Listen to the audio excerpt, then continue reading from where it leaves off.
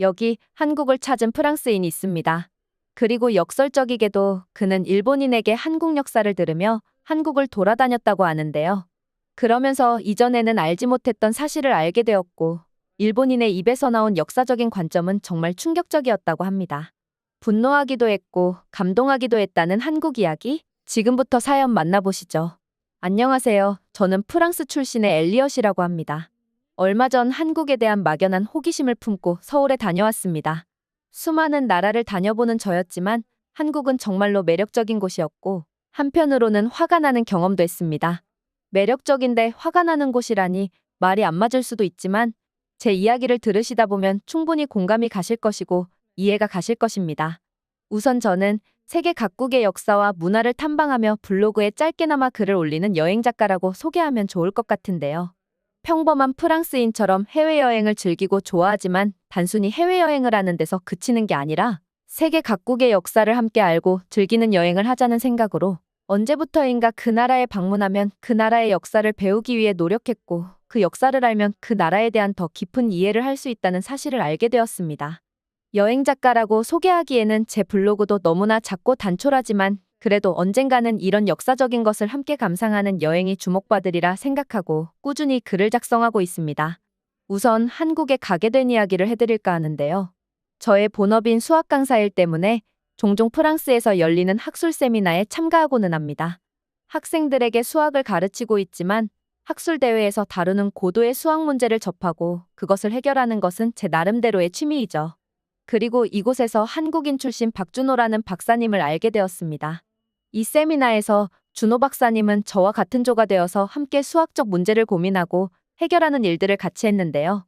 이틀 정도 함께 있으며 자연스럽게 이런저런 이야기도 나누고 준호 박사님의 고향인 한국에 대한 이야기, 저도 프랑스인으로서 프랑스에 대한 이야기 등 서로 다른 문화가 있음을 존중하고 다른 것들에 대해서 흥미로운 주제로 이야기를 나누고는 했습니다. 그러다가 제가 역사와 함께하는 해외여행 블로그를 운영하고 있다고 소개를 했고 준호 박사님은 제 이야기를 매우 흥미롭게 들어주셨죠. 혹시 한국에 와본 경험이 있냐는 준호 박사님의 질문에 아직 한국에 가본 적은 없지만 언젠가는 꼭 가보고 싶은 멋진 나라라는 말씀을 드리기도 했습니다.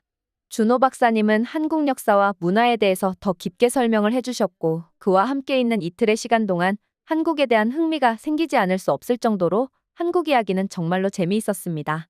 세미나가 끝난 후 다음 여행으로 한국으로 왔으면 좋겠다며 직접 경험해보는 한국은 말뿐인 이야기와는 또 다르다며 한국의 매력을 소개시켜주고 싶어 하셨습니다. 준호 박사님의 말은 진심이라고 생각이 되었고 한국으로 가겠다고 약속을 드렸습니다. 그리고 생각보다 준호 박사님의 초대를 받기까지 오래 걸리지 않았습니다. 박사님이 한국으로 돌아가신 뒤 SNS로 연락을 드리며 제가 한국에 대해서 적극적으로 관심을 표현했기 때문에 준호 박사님의 초대는 오래 걸리지 않았습니다. 현지인에게 직접 도움을 받으며 여행을 하게 될 줄은 몰랐는데 이런 한국에서의 기회를 굉장히 기쁘게 생각했습니다. 한국에 도착했고 박사님과 만나 함께 여행을 할 수 있는 시간을 가졌는데요.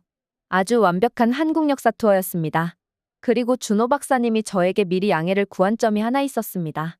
서울을 구경 다닐 때 하루 정도는 일본인 후배 한 명과 함께 서울을 구경 다녀도 되는지 말이죠.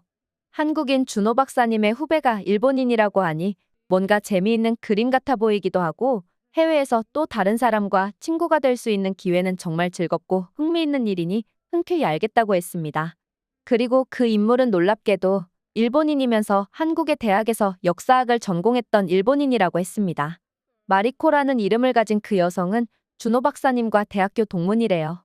그리고 일본인이지만 한국 역사를 배우기 위해서 한국에서 학교를 다녔고 비록 지금은 일본에서 수학 강사를 하고 있지만 준호 박사님의 후배는 맞았죠. 그리고 준호 박사님이 자신의 후배 마리코라는 여성을 데리고 온 데는 이유가 있었습니다. 한국 역사를 전공한 일본인 여성에게 한국의 역사에 대해서 직접 설명을 들을 수 있는 기회를 주고 싶었기 때문이래요. 한국인으로서 기본적인 역사 상식은 있지만 전공자만은 못하지 않겠냐며 국적이 일본인이지만 정당하게 한국에서 학업을 마친 자격 있는 사람이 설명하는 게 더 정확하지 않겠냐며 말이죠. 그렇게 시작된 역사 투어 첫 행선지는 서울 광화문에 있는 경복궁이었습니다. 광화문이라는 커다란 대문, 이곳이 과거 이 나라의 대표 궁궐임을 누구나 알 수 있을 만한 거대한 크기였습니다.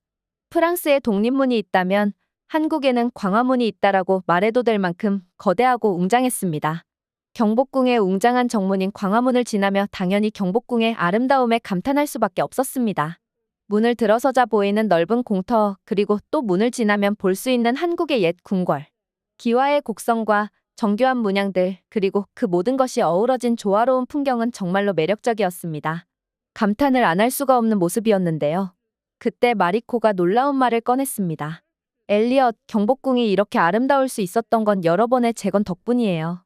사실 이곳은 일본이 한 차례 불태운 적이 있었죠. 그녀의 목소리는 슬픔과 안타까움으로 가득했습니다. 그 이야기를 듣고 정말 놀라지 않을 수 없었습니다. 이 아름답고 멋진 한국의 역사적인 건물이 다른 나라에 의해서 불타 없어졌다니 놀라지 않을 수 없었죠. 저는 곧바로 마리코에게 질문을 던졌습니다. 정말요? 언제 그런 일이 있었나요? 마리코는 천천히 설명을 이어나갔습니다. 임진왜란 때였어요. 1592년에 일본군이 한양을 침략하면서 경복궁을 포함한 많은 건축물이 파괴되었죠. 당시 일본군은 이곳을 불태우고 약탈했어요.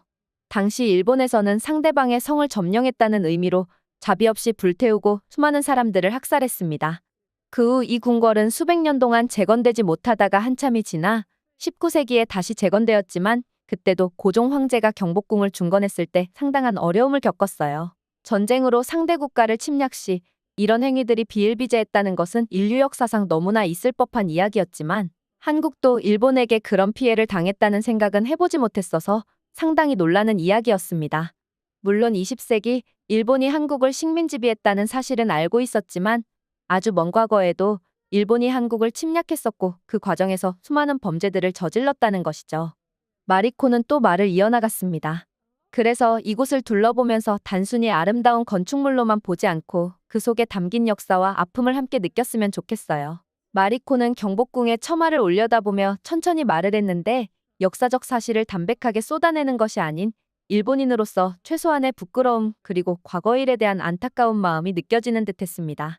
프랑스도 과거 독일에게 호되게 당했던 역사가 있죠. 프랑스인들은 독일인의 손에 수없이 죽어나갔고 이유 없이 자신의 집이 불태워졌으며 이유 없이 독일인들에게 약탈당했던 역사가 있습니다. 저는 프랑스인으로서 한국인들이 받았을 고통과 그리고 한국인들의 희생이 얼마나 안타까운지 공감할 수 있었습니다. 그리고 마리코가 한국에 대해서 가지고 있는 감정 또한 역사적으로 독일인이 프랑스인에게 미안한 마음을 가지고 있듯이 마리코 또한 한국에게 역사적으로 미안한 감정을 가지고 있는 듯한 모습에 저는 마리코가 굉장히 좋은 사람이라고 생각이 들었습니다. 자신들의 조상이 저지른 일을 숨기려 하지 않고 프랑스인인 저에게 이렇게 설명을 해주었다는 것 그 자체에서 마리코는 굉장히 생각이 깊고 올바른 생각을 가졌다는 것을 알 수 있었습니다. 저는 준호 박사님이 왜 마리코를 저에게 소개시켜 주었고 같이 서울을 여행하자고 했는지 알 수 있었습니다. 그리고 아주 넓은 경복궁과 다른 궁궐들을 구경하며 마리코에게 자세한 것들에 대한 설명을 들을 수 있었습니다. 자연스럽게 저 또한 경복궁의 건축물 하나하나가 담고 있는 역사의 무게를 생각하며 이곳이 단순한 관광지가 아닌 수많은 이야기가 숨겨진 역사적 장소임을 깨달을 수 있었습니다. 저는 마리코에게 감사 인사도 빼놓지 않았습니다. 고마워요, 마리코. 당신 덕분에 더 깊이 이해할 수 있었어요. 그리고 솔직한 이야기를 해주어서 고맙습니다. 그렇게 경복궁 투어를 모두 마쳤습니다. 그리고 불편한 역사 이야기를 뒤로 한 채 한국 사람들이 과거 지냈던 건축 양식이 그대로 보존되어 있는 한옥마을로 향했습니다. 마리코는 이 분야에서도 역시나 전문가였습니다. 한옥의 구조와 의미를 설명해주기도 했는데요. 한옥은 한국의 조상들이 자연과 조화를 중요하게 생각하여 건축을 했다고 했습니다. 모든 집들은 남쪽을 바라보게 지어졌고 덕분에 여름에는 시원하고 겨울에는 따뜻하게 지낼 수 있었으며 나무 기둥이 겉에 드러나 보이게 함으로써 자연과의 조화를 추구했던 건축미도 있었다고 했습니다. 그리고 지금 바닥난방 시스템의 원조격인 한국의 온돌 시스템은 오래전부터 한국의 건축에서 볼 수 있었던 것으로 이 오래된 집이 지금 바닥난방의 원조 시스템이라는 놀라운 이야기도 들었습니다. 종종 현대인들은 착각을 합니다. 모든 기술력은 20세기를 거치며 만들어졌고 지금 인류가 문명화된 삶을 영위할 수 있는 것이 최근 과학의 발전 덕분이라고 말하죠.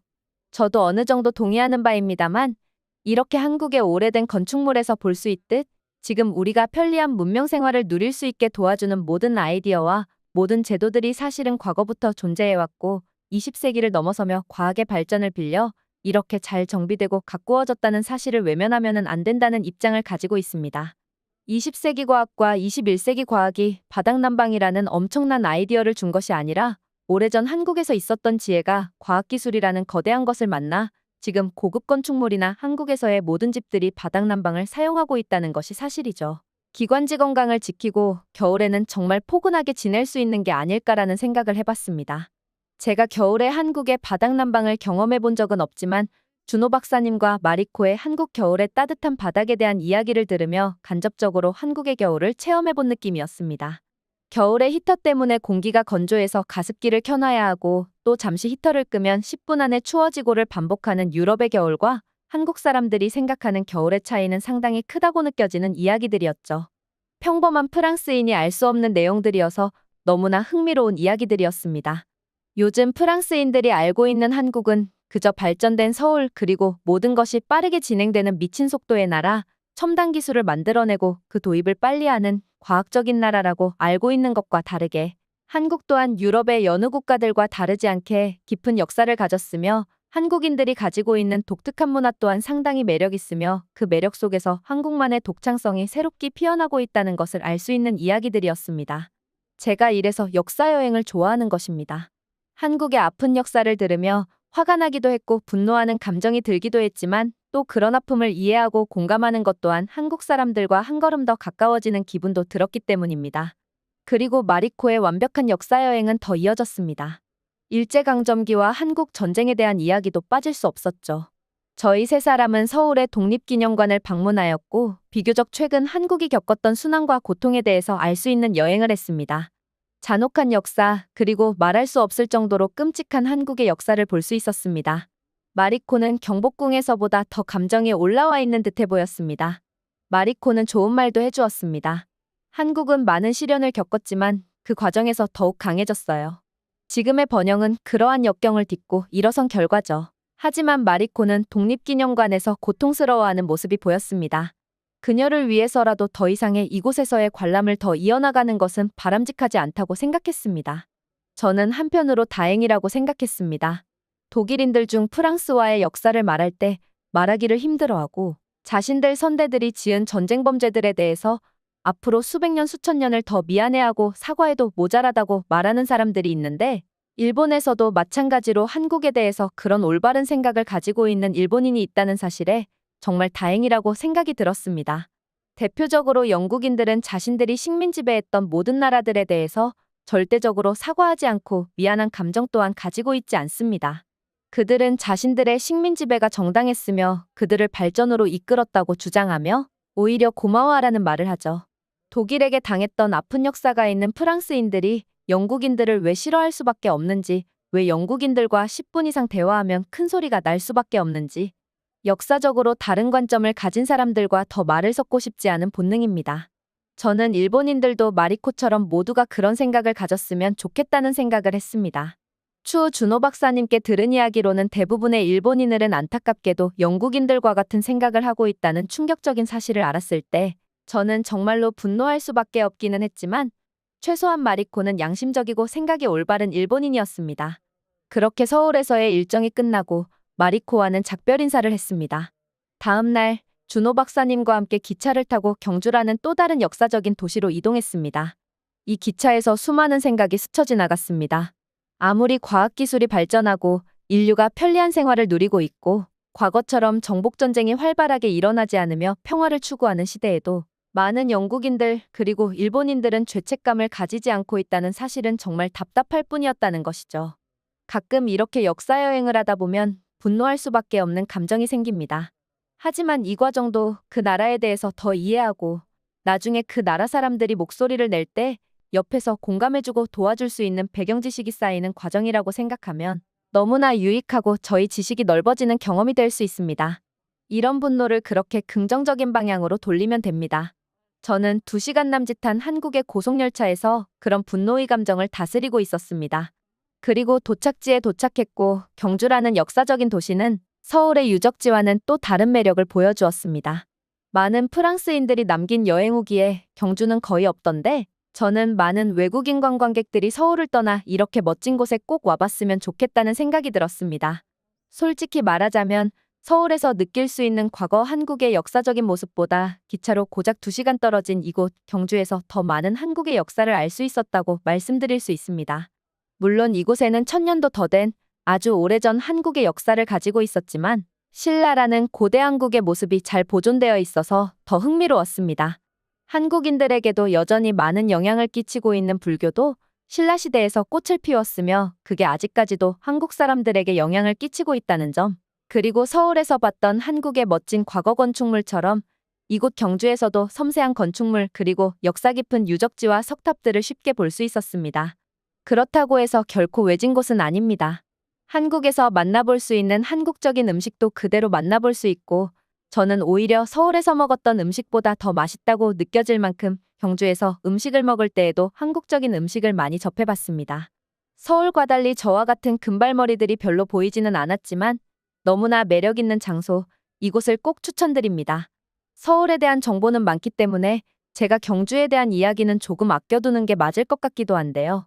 사실 준호 박사님의 역사적 배경 지식이 마리코보다 못한 관계로 아주 자세한 것까지는 설명을 듣지 못했다고 솔직히 말씀을 드릴게요. 하지만 멋진 건축물 그리고 옛 왕들의 거대한 무덤들, 그와 함께 갖추어진 관광시설들은 외국인 여행객들에게 관광을 하기에 더할 나위 없이 편리하고 좋았다는 점은 분명하니까요. 역사 여행을 마치고 저와 준호 박사님은 부산이라는 한국의 2번째 큰 도시로 갔습니다. 그곳에서는 해안을 따라 멋지게 조각된 높은 건축물들이 굉장히 많았으며 역시나 서울에서처럼 편리한 인프라 시스템을 그대로 누릴 수 있었습니다. 부산에서는 역사 여행보다는 한국의 도시를 그대로 즐겨보는 여행을 했고 저는 짧은 일정을 마치고 프랑스로 돌아가야 했습니다. 정말 완벽했던 한국 여행, 직장인의 한계로 짧은 기간 한국을 돌아본 뒤 다시 돌아가야 했지만 아주 의미 있는 여행이었습니다. 그리고 저에게 많은 생각을 하게 만들어준 일본인 마리코에게 감사하다는 이야기를 하고 싶습니다. 물론 준호 박사님의 초대와 준호 박사님이 이끌어준 여행이 당연히 감사하지만 역사적인 여행이라는 초점에 맞추어 마리코는 저에게 많은 생각을 하도록 도와주었으니까요. 한국이 가지고 있었던 숨겨진 이야기, 그리고 그 속을 알고 나니 한국 사람들의 마음이 공감이 되고 한국 사람들과 더 가까워졌다는 생각은 정말 값지다고 생각하고 있습니다. 그리고 한국에서 만난 수많은 한국인들, 친절한 모습, 유쾌한 사람들, 대단한 한식 문화까지 한국을 한번 맛본다면 그 맛을 잊지 못할 것이라고 말씀드리고 싶습니다. 한국에 꼭 가보세요. 얼마나 좋은지 직접 느껴보세요. 후회 없으리라 장담할 수 있습니다. 오늘의 영상은 여기까지입니다. 그리고 지금 화면에 나오는 영상을 아직 시청하지 않으셨다면 지금 바로 시청해보세요. 재미있는 다음 사연이 기다리고 있습니다. 감사합니다.